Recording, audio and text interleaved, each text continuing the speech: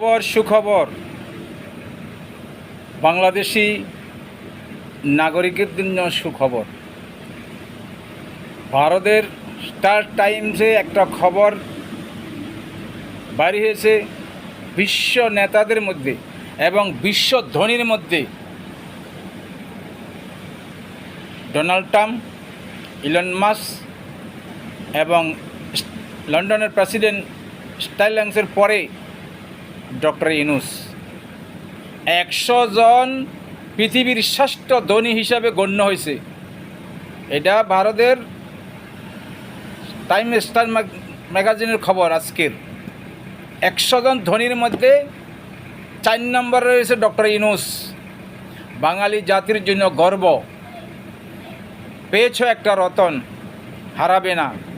আমরা প্রবাসীদের তরফ থেকে ডক্টর ইউনূসকে সালাম জানাই, স্যালুট জানাই। আগামী 5 বছরে এই দেশে আর কোনো নির্বাচন চাই না।